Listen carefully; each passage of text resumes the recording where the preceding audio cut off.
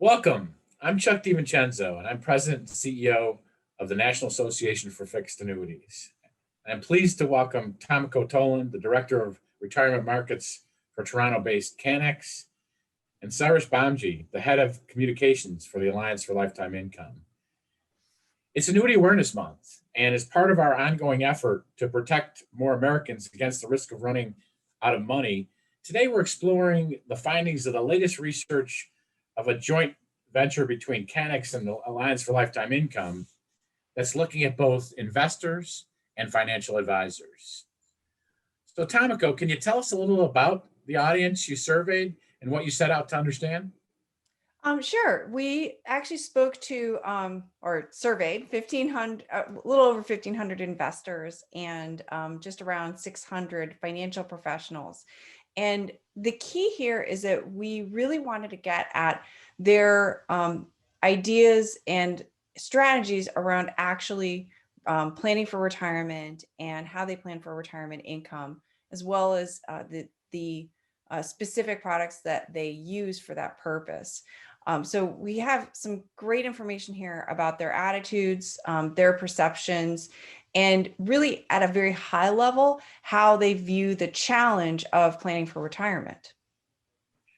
That's interesting. Cyrus, when you reviewed the study from the media lens, what are some of the headlines that you would walk away with that we can kind of share with our audience?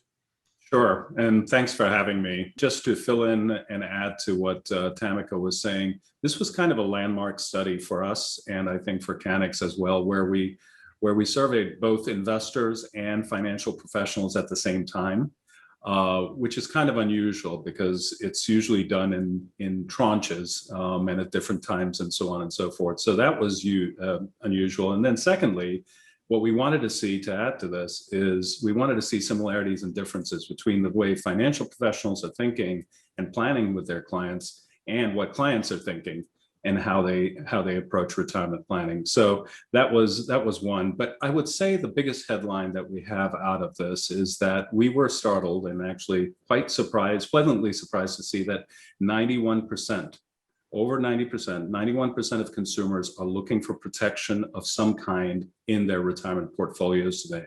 Either they want some type of guaranteed income or some way to protect their principal. And so that was quite remarkable. Second thing that I think is probably as impressive, and I think some of our headlines coming out of this are what you'll see over here, and that is the younger investors out there, in particular younger boomers and Gen Xers, who are all getting close to that retirement age themselves, the Gen Xers out there. 71% of those Gen Xers are interested in purchasing an annuity as part of their overall retirement plan, which is a really high number, as you can imagine, in the industry. It's not so with the overall population for various reasons. People don't understand annuities, et cetera, et cetera. So I would say those are the two biggest things. And then maybe there's a third.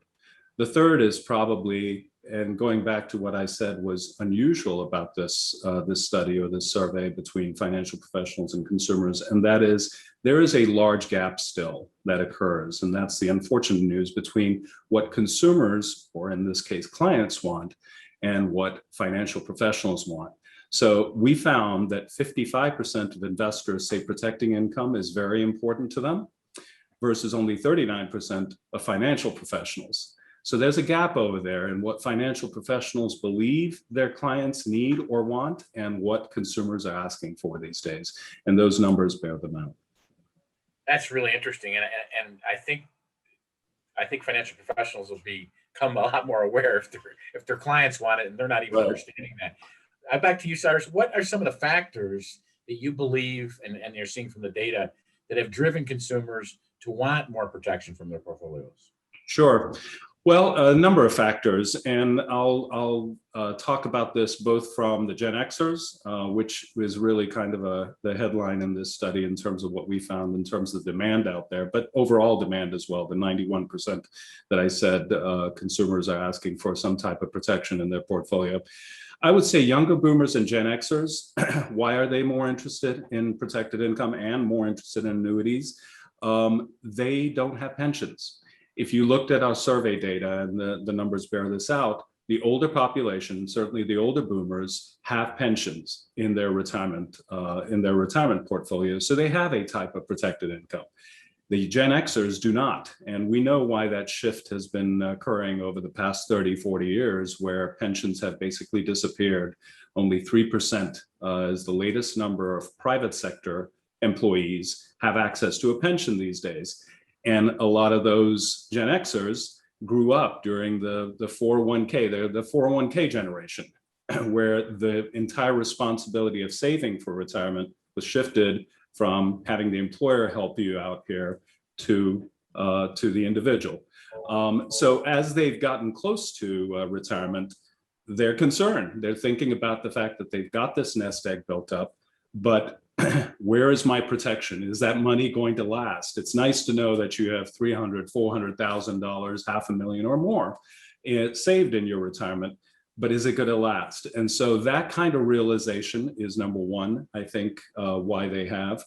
Then secondly, Chuck, last year, the pandemic, and it changed everything, as we know, right? Life as we know it. But as it relates to retirement, we show, and through research we did both last year and even in this study, that the pandemic really created this retirement reset, mindset reset, as we like to call it, in people's minds, where they, I guess in a similar way to 2008 during the crash and during the Great Recession, but this has got much longer legs to it. People have started to think about how their retirement portfolio is going to be protected. That's the bottom line. And so I think that retirement reset back last year is really playing out, and we see this as a long tail. This isn't a fleeting thing. Even though the markets are up today, people are still very concerned, and they still have a pretty good memory as to what was going on last year. And then finally, there's this thing we call peak 65, and it is just the market. We like to think about it. The market is coming our way, which means we know the stat of 10,000 baby boomers retiring every day. That number is going to increase to 12,000 every day by 2024, which is the year we call peak 65. That's the year that we will have more 65-year-olds than at any time in our country's history. Traditional retirement age, even though most people aren't retiring at 65 these days, younger, mostly, waiting a little longer, but it's a very big inflection point over there. So as this huge swath of both Gen Xers and mainly baby boomers reach that age, they're all starting to, the finish line is coming up over here to when you're gonna stop retiring, and they're starting to really think about the fact that am I going to have enough money that's going to last over here? It's not just about that $1 million I've fortunately saved in my savings. So that's really, I think, what has changed. That's fascinating, Cyrus. I think the psychology of uncertainty last year and this year really kind of plays out, and then people having access to more data and knowledge. So I'll go back to Tamiko here. What are some of the factors that could lead financial professionals to understand this dynamic, who missed or overlooked the clients that have this strong desire for protection in their portfolios, and how do they, come up to speed and execute on that? So I think it's really important for financial professionals to understand how to reach their clients and how to speak in the level that the clients are really receptive. One thing that we have often found is that even when financial professionals are talking to their clients about retirement income planning, the clients often report that didn't happen, like that there's a mismatch there.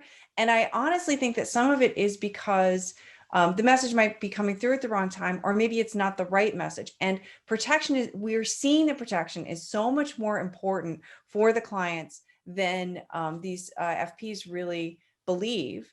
And so I think that a lot of what we feel is that it's really in the approach, as well as then in the strategies.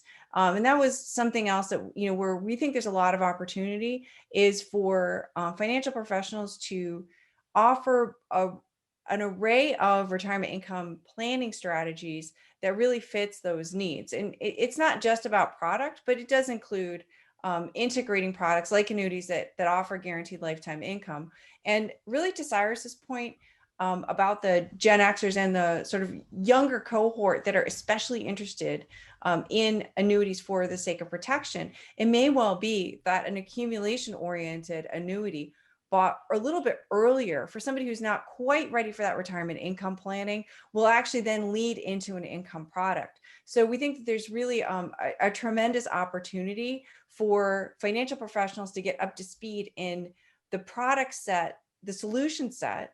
It's because it's really a solution set, and how that's going to mesh into their planning strategies and ultimately serve clients, and making sure that that's sort of like a forward conversation for the clients. Like, we are talking about protection and giving them that confidence in their advisor. And that's really interesting, Tamiko. And I guess the issue that we've seen over time is the pervasive perception that annuities are, quote, a bad word, and when talking to clients. And that there's this misperception that could lead to a gap between consumers getting what they want and then what's being offered by financial professionals. And interestingly, this, as we looked at some of the dynamic, in Washington and what have you with Retirement 2.0, is talking about annuities and validating that. So I'll go to you, Tamiko, first, because I'd like both of you to kind of look at this. Can you talk a little about that perception, and then I'd love to hear Cyrus's response as well. So the canon is that everybody hates annuities. And I think that is a gross oversimplification. And the reality is on the client side, people really love what annuities can do for them. And, once it's within that context, and especially when it's presented within a plan, they really are very attracted to these solutions, right? But I think one of the core issues, this is a real soapbox of mine, is that there is no such thing as an annuity. There are many different kinds of annuities, and then there are different options within those different kinds of annuities. And so what you have is actually a pretty complex array of different solutions for different problems, and it creates a ton of confusion. So a lot of times, we'll hear from financial professionals, I don't like annuities because of X. And X certainly doesn't apply across every single product that's available. And they may be ignoring the benefits and really missing the fact that these are really pretty honed tools for clients. It's not like there's one annuity that does everything. This is not a Swiss Army knife type of solution. So there's really a huge education, I think, and getting financial professionals more comfortable so that they themselves are understanding how they work. And I think that, they'll also love them too. I'm not saying this is the right thing for every single client or situation, but they're really underutilized in places where they could be extremely helpful. Cyrus? I completely agree with everything that Tamiko just said. I would just say this. I think the headline is financial professionals are lagging behind consumers and their clients. That's the bottom line. That perception, when we started the Alliance about 3 years ago, just over 3 years ago, we did a ton of research that actually showed consumers don't hate annuities, they just don't understand them.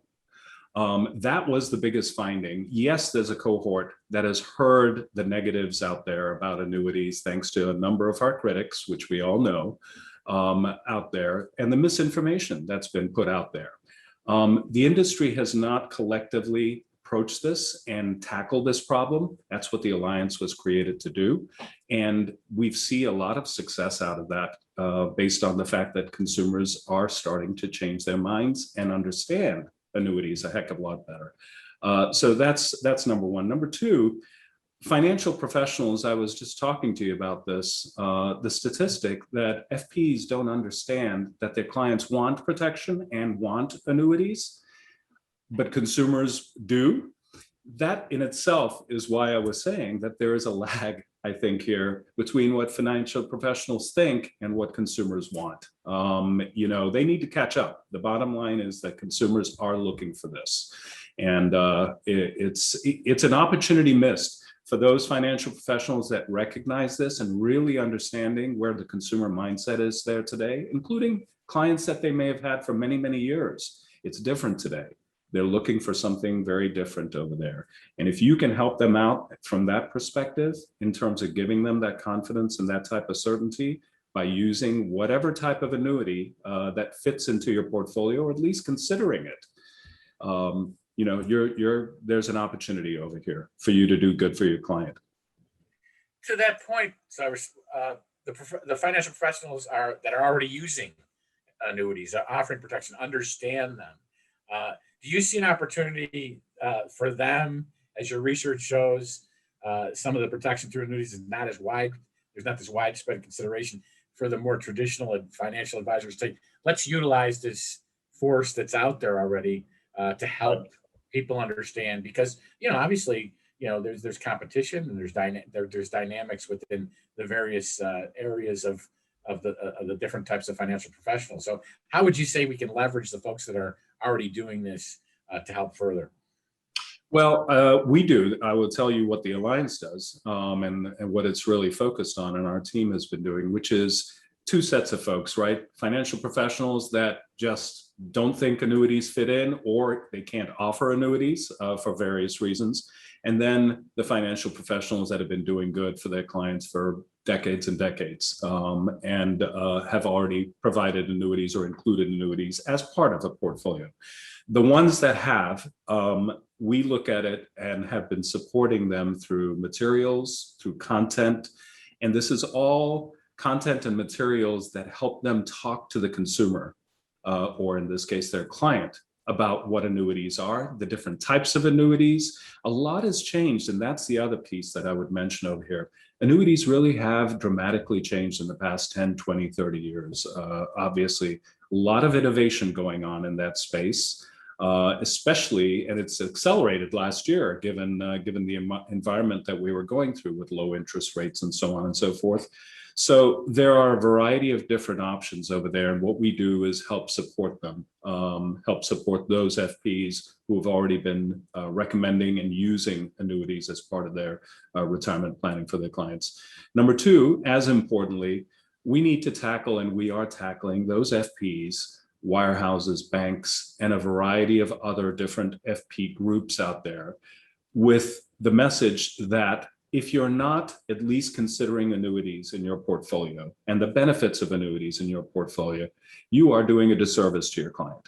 And I'll go one step further. You're actually not acting in the best interests of your client, to use a very loaded term, as we all both know, in terms of it, but it's true. And the industry believes that it's true. The annuities industry believes that's true. So we do the same type of thing. We have a lot of education for those financial professionals who don't really understand. And that's part of the problem. They don't understand annuities themselves. So how are they ever going to recommend it? So we spend a lot of time educating those folks on how annuities can fit into a portfolio, working on portfolio construction issues, in terms of the protection part of the portfolio versus the asset growth, et cetera, part. And that's how we kind of approach both those two groups. That's really interesting. Tamiko, anything to add to that? I just want to point out that one of the things that we've seen through the pandemic is that the level of knowledge, self-reported knowledgeability of financial professionals about annuities dropped. And we really haven't seen that recover yet. And I think that there are a lot of factors that make a ton of sense to me that would drive this, having to do with product change, focus initially on the pandemic. And then, the overall economic environment, not only really just the pandemic itself, but, where are we at overall? Like, we have a lot of firms that are changing their capital market assumptions. I mean, this is really a widespread thing where interest rates are, all these issues that really feed into it, as well as on top of it, as Cyrus mentioned, we have entirely new products with new value propositions. And so I think that there is a fantastic opportunity for education to get financial professionals up to speed on what annuities are, what the different options are as far as the solutions, and then how they actually function within a plan so that they can really gain confidence in making the recommendation. I think it's not just a matter of like, oh, I know generally what this thing does, but they really have to feel it. Like, I'm doing the right thing for my client. I understand how these things function. And in order for them to get to that point. So I think that there's some work to be done, but they also realize that there's a gap, because again, this is self-reported. So what a great time to go out there and be talking about this topic. So just to put a fine point on this from a financial professional standpoint, and for those that are either listening and or want to understand these products and where people's mindset is these days, one of the research findings that we have in this is that 84%, which is a huge majority, as you can hear, as you can imagine, a big majority of investors who have an annuity are really satisfied with their financial professional, versus those who do not have an annuity, 74% who don't have an annuity satisfied with their financial professional. That's a great, great number to understand that when you have an annuity and you're recommending annuities, those clients are much happier with you and your business. So just another one of those very, very interesting findings over here that should help those FPs out there understand that they're listening to their clients. And that makes sense from a logical standpoint. If you understood that dynamic, is that, for decades it's been about the accumulation of assets. And so in essence, if you're not talking about the expense side or understand that dynamic, which a lot of times people don't, that's when the conversation is natural. That's when you understand the dynamic. Great point. Of income. So I think that may be actually why that incremental thing is, that if you're just talking about asset management, it's all about how the market fluctuates, not about end goals. So I think that really is interesting from a psychological standpoint. We've been talking about the baby boomer generation in this industry for a long time, and obviously it's always this mammoth. They called it the pig and the python, all the different things that go on as we looked at it, just this monstrous generation. But the research now says that baby boomers and the Gen Xers who are right on our tails are the late baby boomers are getting towards retirement age. I'm one of those late baby boomers, so I kind of understand that dynamic. How, in terms of those ideas, did the research come about and understand that dynamic? I guess I'll ask Tamiko first, and then Cyrus, you can add on. Yeah, so I think it's no surprise that these younger cohorts are really more interested, as Cyrus had mentioned earlier. They have less access to pensions, for example, and I think so you guys are the later boomers, and I'm Gen X, and so I can say, my own experience of financial or economic scarring from graduating from college into a recession and so forth, and general unease about Social Security being there. We all remember the old statistic that Gen Xers were more likely to believe that aliens would come down to the earth then Social Security would be there eventually. And I think we feel a little bit better about Social Security as a group, yet still, I think it's really instilled in this generation, the feeling of the need for self-sufficiency. Yes, part of it is because fewer of us have access to pensions. I think there are a lot of different financial anxieties. And what's great about the boomers and us focusing so much on this large volume of people coming through, many of whom actually do have really good protections, is it's really good practice for setting up a kind of a new retirement system.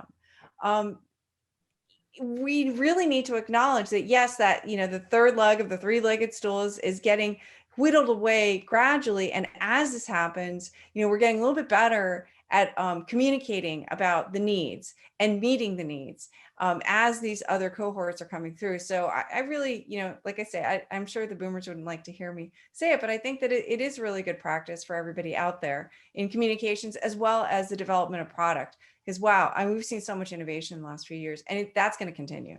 Cyrus, anything to add?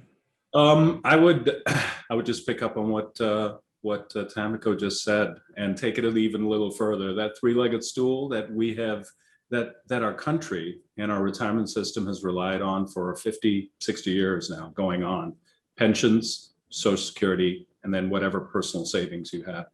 That three-legged stool is not only, whittled away, it's collapsed. Our retirement system today is, for lack of a better term, certainly for the younger generations, is broken.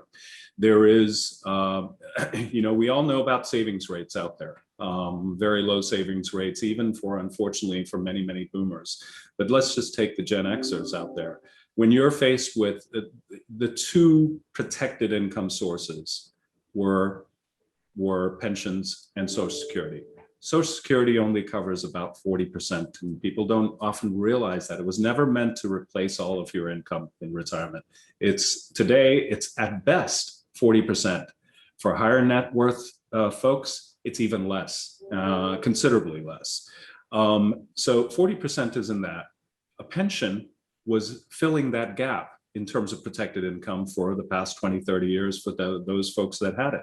When you don't have that anymore, you're relying only on your savings. And to your point, Chuck, which is absolutely right, that shift to 401ks and accumulating assets, save, right? As much as you can for retirement. That's great until you get to retirement and all of a sudden your paycheck stops coming and you're starting to figure out that, I'm basically going to be withdrawing on these savings. How much can I withdraw? And wait a second, how long is this stuff going to last? Because I'm pretty damn healthy over here. I could be living for the next 20, 30 or more years. How many centenarians do we hear about these days, right?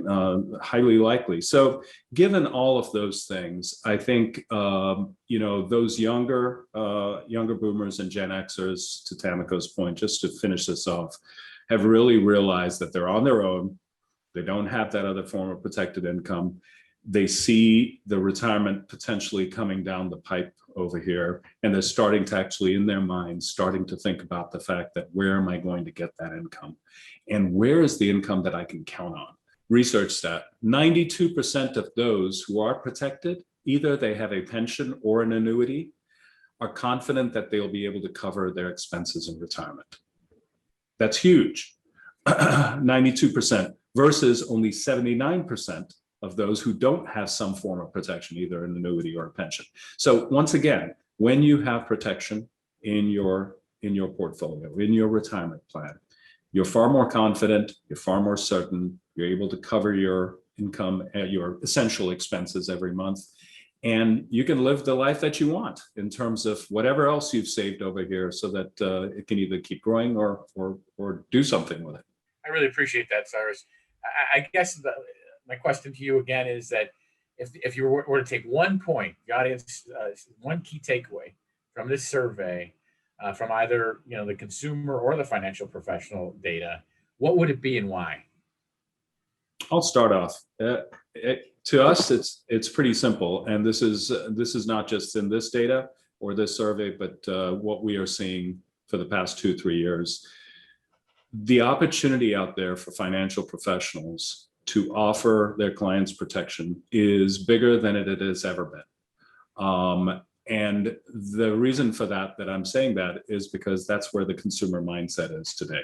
It wasn't that way many years ago. The markets have been growing again, as we all know, up and up over the past 10, 12 years since 2008.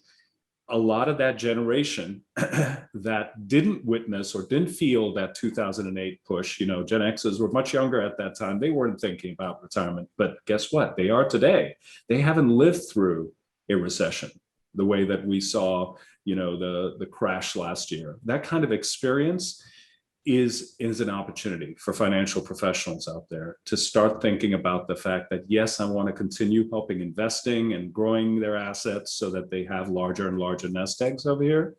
But guess what? I can really make them feel comfortable and confident about their retirement if I include a piece of protection over here. So that message to financial professionals is probably the biggest thing that I'm hearing that we're seeing through this research. How about you, Tamiko? Not so much a statistic from my end, but I just want to point out that, echoing what Cyrus is just talking about, that, accumulation is some people find it difficult, but at least it's very straightforward. But decumulation as a problem is so much more complicated, and you have inherent uncertainties about how long you're going to be living. I mean, who knows what that's going to be. And that's just not been a typical part of the planning process. The beauty of annuities is they offer different ways of simplifying that task and making it more successful. And I think that's really the consideration, that we need to shift from this accumulation mindset to the retirement mindset, as Cyrus says, and be more efficient and effective about it, because more folks are going to end up being in a marginal spot where they're facing greater retirement risks and anxieties. That we all know that there is a great way of addressing that. Giving people confidence in retirement, and making financial professionals more effective and giving their clients more satisfaction. I mean, it's really a win-win. That's the point I took from here more than anything, is the fact that if, as an advisor, that I can actually satisfy my client, and they are more satisfied than those that aren't understanding the dynamic of the deaccumulation side, it's a big win for the advisor, both for your existing clients and the clients that you're trying to get. So I think that's fascinating information. I really appreciate the dialogue. So I guess my last question is, for either one of you, when is the research coming out, and where can we find it? Thanks, Chuck. You can get our study, as well as a lot of the materials and tools that we always provide financial professionals to help talk to their clients about these important issues, on protectedincome.org/PRIP, or PRIP, as we like to call it, protectedincome.org. And the study is now available. Well, June is Annuity Awareness Month, and we've been a big advocate of that for a long time now, over a decade.